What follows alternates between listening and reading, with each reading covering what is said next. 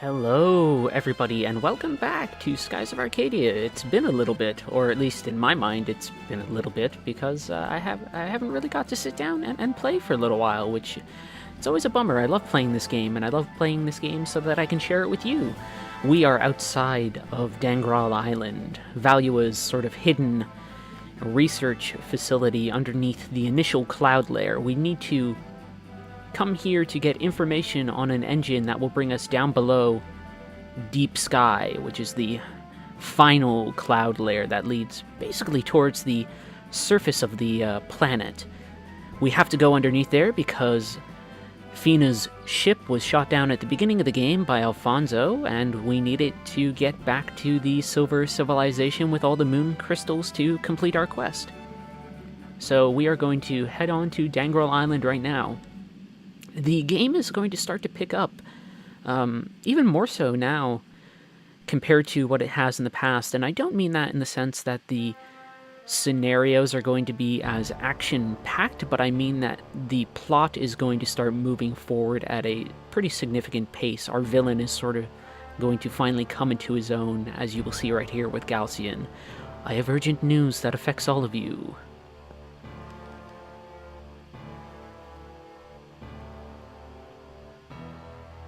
From this day forth, the Armada will no longer be under the Empress's control. So now we're finally getting Galcian's sort of, not quite his endgame, but his power play that we've sort of been waiting for ever since we've seen him. But he offers everybody a choice here. And I'm not much for analyzing character, but I think it's a way for him to sort of divorce himself of culpability a little bit.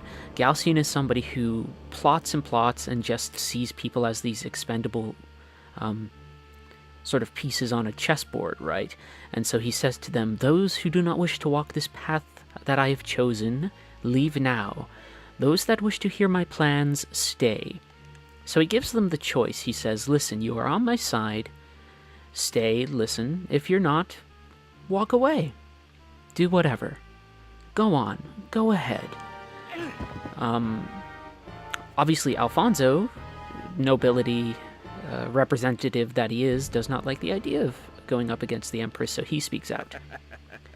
But Galcian still says, "Listen, I am following my own path. It's your decision whether or not you wish to follow me." Obviously, there's implied threats there, but Galcian doesn't say, "Hey, if you do not join me, I will kill you." The one who does get angry is Ramirez. Ramirez doesn't have quite the same emotional... It sounds funny to say emotional stability, but let's call it more Machiavellian composure that Galcian does. Ramirez is very much an emotional character. Galcian is very much an intellectual character. They complement each other very well. And so Galcian just says, "Don't worry. We don't need to waste our energy on this jerk," basically, because Galcian does have a larger plan that will either destroy the rest of his enemies or make them bend the knee. And we'll see what that is as the story goes on. And I think it's a very interesting course of events that takes place, even though it does boil down to Galcian sort of wanting to, of course, take over the world. Other characters don't seem to mind. Vigoro's very mercenary, so as long as he's fighting, he doesn't care. De Loco, as long as he can experiment, he doesn't care. The one who offers questions is Gregorio. You would think that maybe Gregorio would be the one most outraged, but Gregorio is also sort of this rock of positive attributes insofar as discussing our adversaries. So Galcian's trying to figure out, Gregorio is asking Galcian, what is your purpose? I don't think that you just want the throne, so what's going on? And Galcian just says, "I want power. I want to control more." And he doesn't say anything more. He sort of leaves Gregorio guessing. But Gregorio is the only one who sort of weighs out the situation. And doesn't sort of stand around and he's not as impulsive as Alfonso, for instance. He's not going to show his disapproval directly in front of Galcian or in front of Ramirez. Gregorio is somebody craftier than that. And he will prove himself an interesting... This is a very nice segment for Gregorio. It's a nice villainous building segment for Galcian as well, so everything's sort of building in a nice way. I'm using the word building too much, but you understand what I'm saying. It's this progression of events that's starting to culminate. It's not just, hey, we need to stop the Empire from getting the crystals. It starts to become a little bit more involved. And I greatly enjoy it.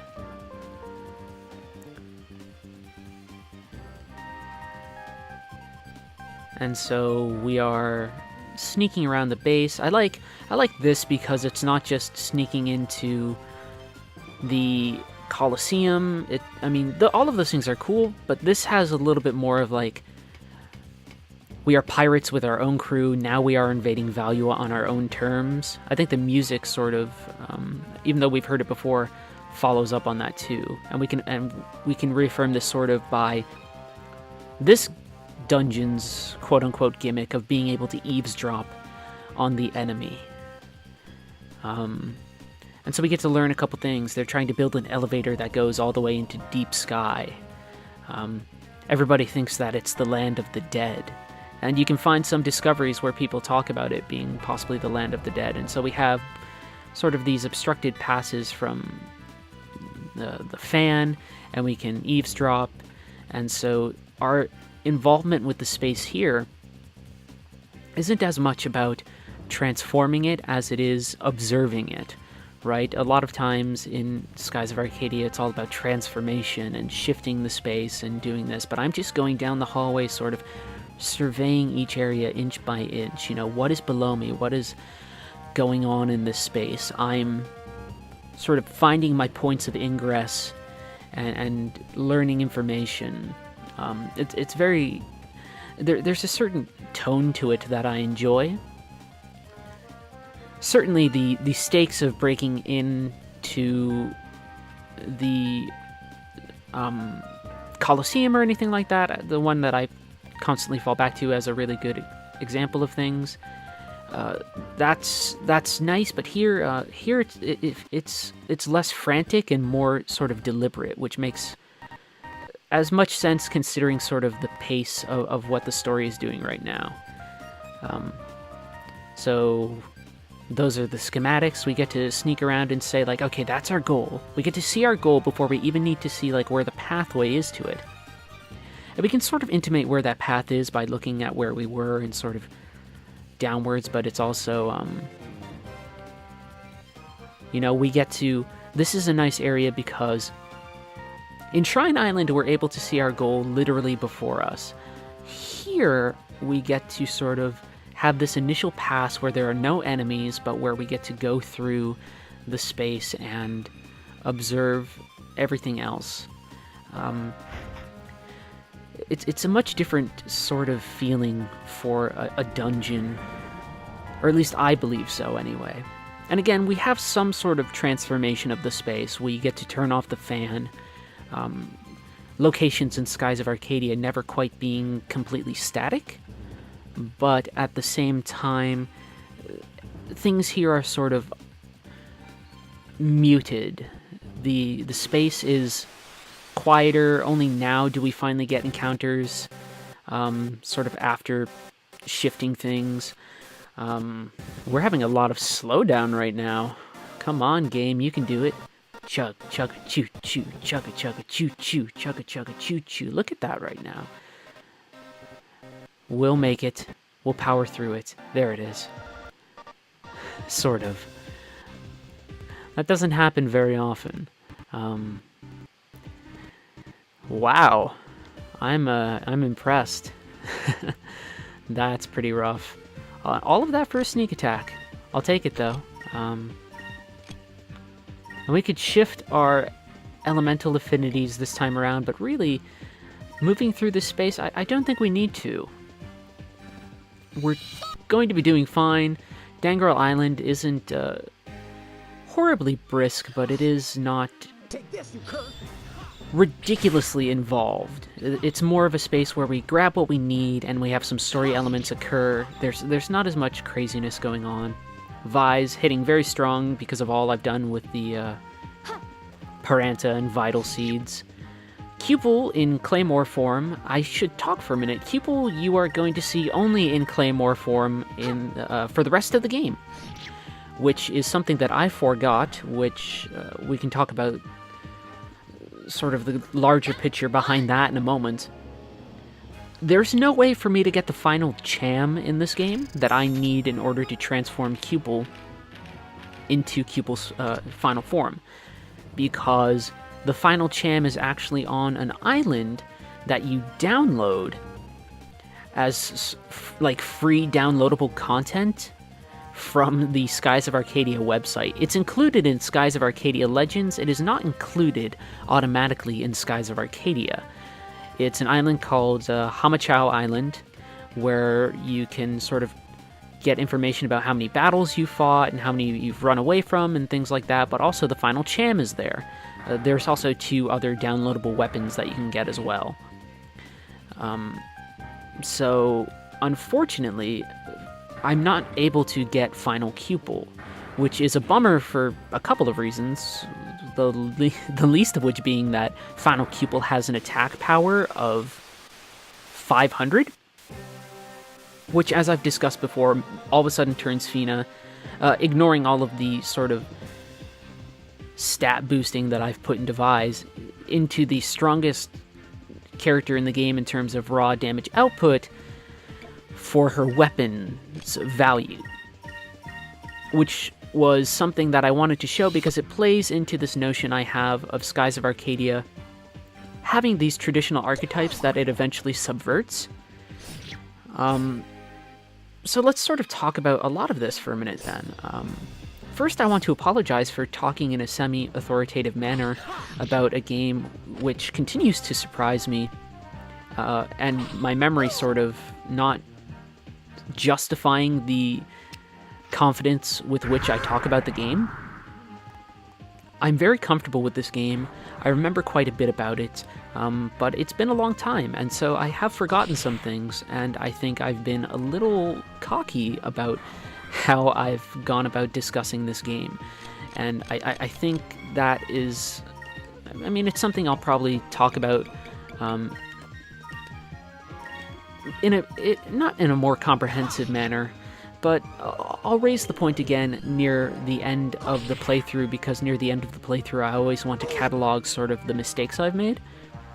Although I didn't do so for Shadow of the Colossus, I've since sort of come to the conclusion that doing a sort of self-examination is something that's beneficial. So for the sake of what I'm saying right now, my self-examination is that in my zeal to talk about the game in certain ways, I've made some mistakes regarding sort of the content that is available to me, and sort of I've made statements that may or may not be backed up through the playthrough. One of these is showing off Fina as a strong, attack character, which I can't do because I lack Final Cupel, but it's sort of something out of my hands.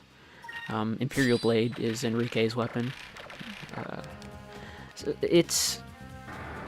So I guess this is a really roundabout way of me apologizing for going to such lengths to set up what I thought was going to be a very interesting subversion of the character archetype that Fina represents within the game, and sort of what she represents as a stock character type for JRPGs. I'm not going to be able to show off that inversion. Which brings me to another point that I have, or that I want to consider, and it's the possibility that I'm overstating at times the degree to which that Skies of Arcadia does manage to pull off these subversions or inversions. An example of this would be the story of Drachma and Rachnam. Certainly it takes an archetype that we understand and flips it right? Or plays around with it. It's the Captain Ahab story, and then at the end, instead of going out in a futile blaze of anger against the creature, he forgives the creature, and the creature dies sort of peacefully. Skies of Arcadia does do things where it will set up stories that we understand in order to alter them in ways that reaffirm the values of the game space. But at the same time, I think the way that I talk about those sort of alterations makes the implication that I find those things possibly more novel than they actually are. I think those things are effective. I think those things are important. I think those things are some of the most important characteristics in defining what makes Skies of Arcadia effective text. This sort of talent for taking sort of traditionally crafted things and playing them straight, or altering them in ways that are thematically cogent. But at the same time, I don't want to overstate the novelty of those moments and suggest, for instance, that it is doing something grand or revelatory.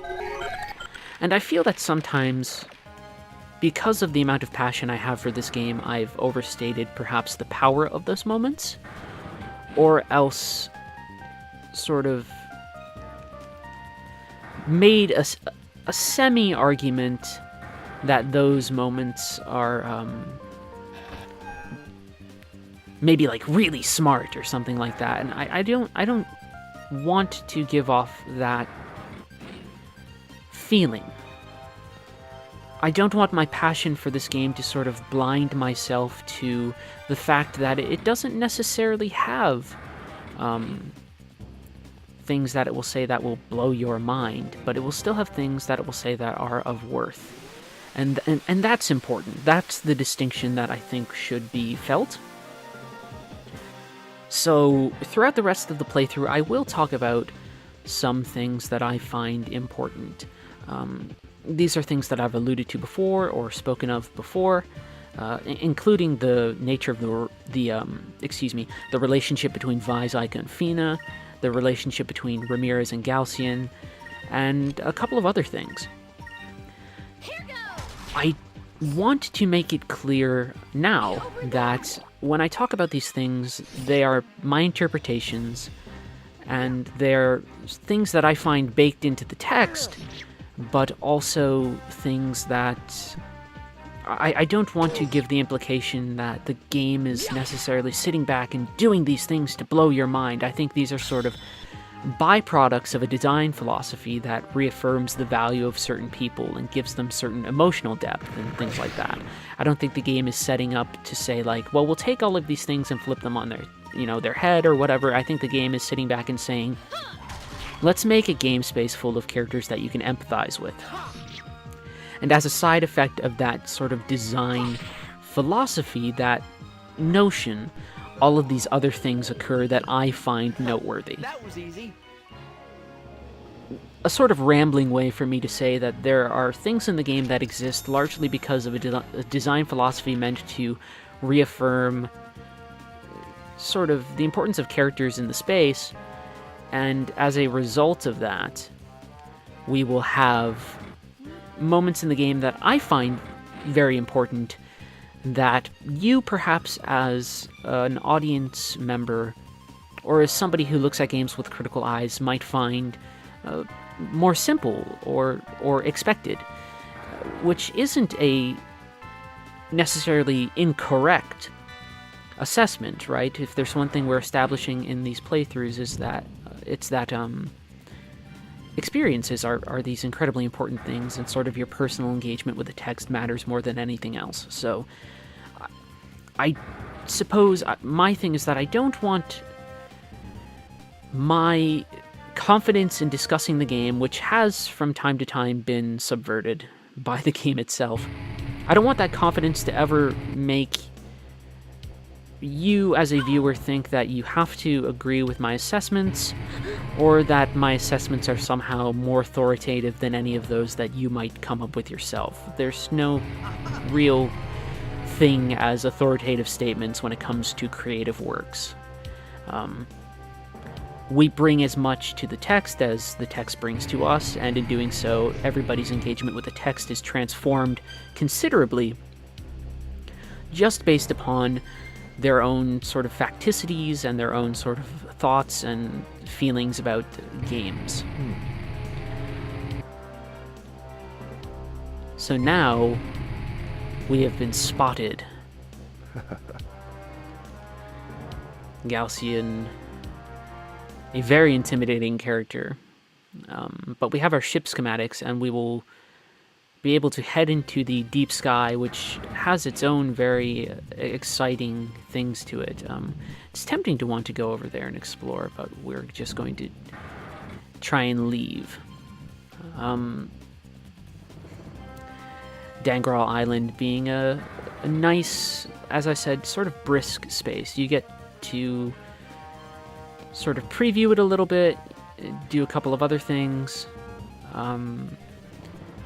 but it's generally a fairly approachable space, and it's actually not very interesting from a visual design standpoint, or at least I don't think so. There's a door here that I want to open, but I can't. But here we go. The story is picking up again. So this might be sort of a shorter episode, but I believe I made a valuable statement with regards to my own talking about the text and other things. I hope that you'll sort of understand the sentiment that I was trying to get across. Extemporaneous speech making for impassioned moments, but also moments where I ramble. Another thing I feel somewhat compelled to apologize for, but also my thoughts are my thoughts, and I feel that I'm expressing them as eloquently as possible in the moment, so I don't necessarily apologize for those thoughts as much as I do perhaps the tone in which those thoughts are presented. So Galcian facing us, an enemy that we cannot face yet, but we do have someone else on our side.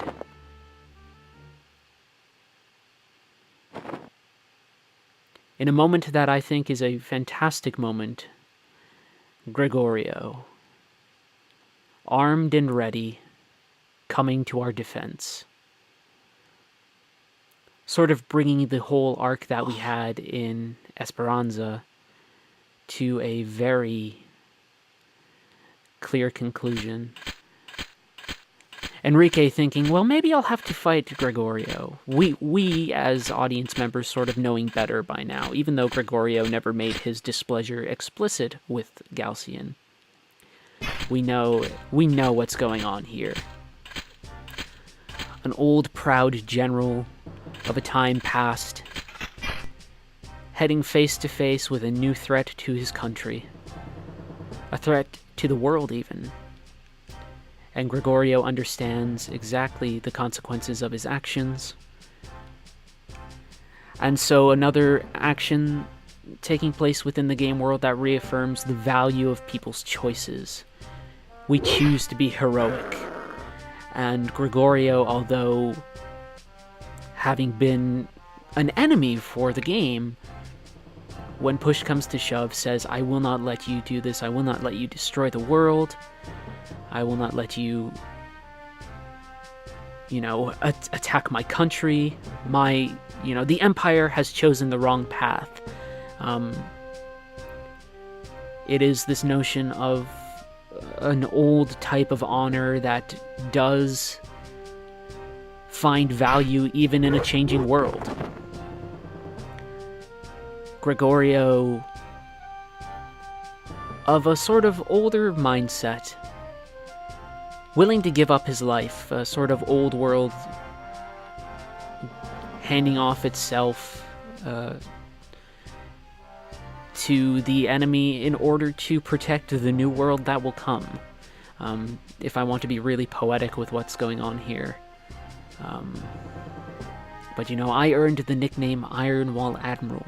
I will not let him past me. And I will be able to die defending you. I cannot ask for a higher honor. There's a sort of, perhaps a romanticizing of death, but the game always offers one thing, multiple things as a thesis, but one of them is that it's better to try and fail than to not try at all. For Gregorio, this means facing off against Galcian. For other people, it meant trying to brave the Dark Rift. And Gregorio has been part of a system for so long that and he hasn't necessarily changed. And so, once again, Vise and the others, through their interactions with another character, inspire them to do a great, brave thing. Which is something I appreciate greatly about these games. And it's not necessarily that these transformations, these personal transformations, are contingent upon Vise and the others. Vise and the others merely bring out the good in people that already existed. Through a sort of visible display of rebellion against evil, people see that display and want to join in. They want to also take a stand against terrible things. They want to be heroic. It's a sentiment I greatly enjoy and one that I've talked about before in the past, but going into spaces, if we would like to consider it, we might even be tempted to say that the fact that we often transform spaces in a literal sense, the way that we move dungeons and alter those spaces, thematically, whenever we enter spaces, we also transform sort of the tone of the area or the attitudes of certain individuals in that space. In this case, we came to Dangral Island, and the transformation here isn't necessarily one where, say, we've all of a sudden made everybody here realize the errors of their way, but, you know, we have a very small transformation. We have Gregorio's sort of realization that he needs to stand up and do what's right, and if we want to apply that to a small transformation of the space, that our next battle goes as well. all we did was flip a switch and change a fan. We didn't have to radically alter Dangral Island, this space that is representative of Valua the same way that Gregorio is. All we had to do was apply a little bit of pressure, change the airflow, you know, literally, with the fan. And we sort of do the same thing on a character-to-character basis with Gregorio, although the transformative moment happened back in Esperanza as opposed to in this space. But we do come here, we do alter the space a little bit, and then we alter a character, you know, quote-unquote, a little bit. But it's just enough. It's just enough to make the difference. And there's something romantic and exciting about that. And it's one of the things I really enjoy about this game, and I hope that I can express why I enjoy that notion to you as well.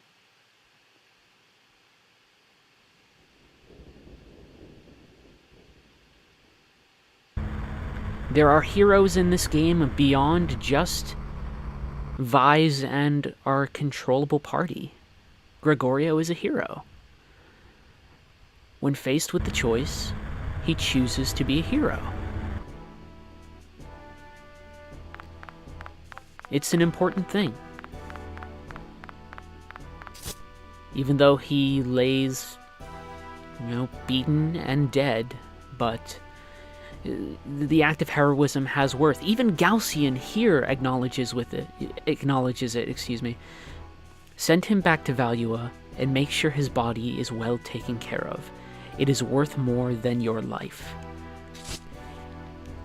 In this display, even though Galcian dismisses Gregorio as somebody believing in perhaps foolish ideas, he recognizes at least perhaps the bravery or the audacity of the action it took to stand up against him.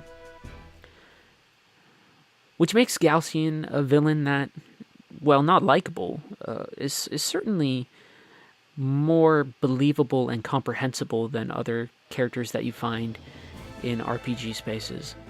So we are going to head back to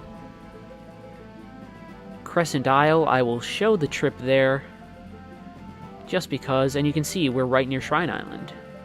That's what I like about moving about this space, is the overworld map, at least. It's that the multiple layers, the sort of 3 tiers, give the world a lot of really exciting depth. In a literal sense, but, you know, from an exploration standpoint, you learn one layer of the clouds, and then you start to learn other areas of the world, and it's rather enjoyable. Some Moramba's there, so I want to head a little bit more to the north. And go through the strait. And you come to know the map of Arcadia very well because you explore it and all these things. That's Nazrad right below us, which means that we head this way and we will see the Iron Star, we will see Rainbow Island, and down below it will be Crescent Island. You really come to know the world of Skies of Arcadia because the game actively encourages you to take your time and learn its topology, its geography. So we will install the new engine and go from there. So I think we just need to talk to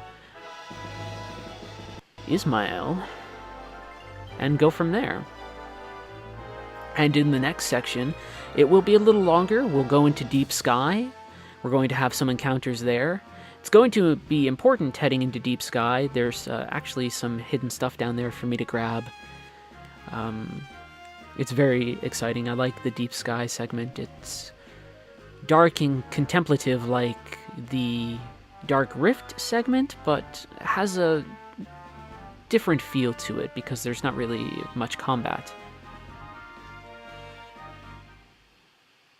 So we gave the ship schematics to Babram. I get them always confused. I always want to say that he's Ismael. Ismael's the carpenter.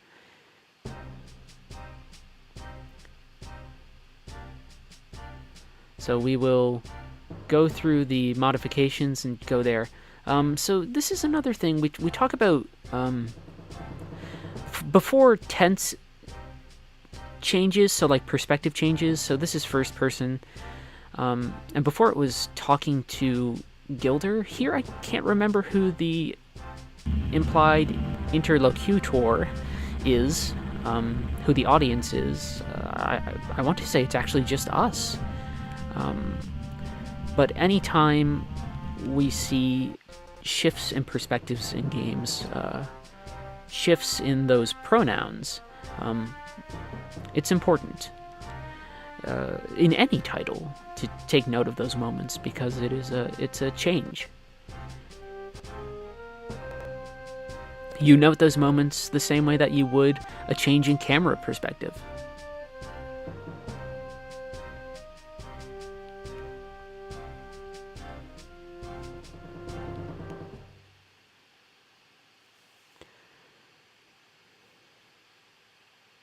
But you see, the game does take these moments to sort of pause in between the action during these segments. It's smart. It allows it to pace itself a little bit. It says, okay, this happened, we're moving here. It's pretty good. And so we will check on the modifications in the next segment.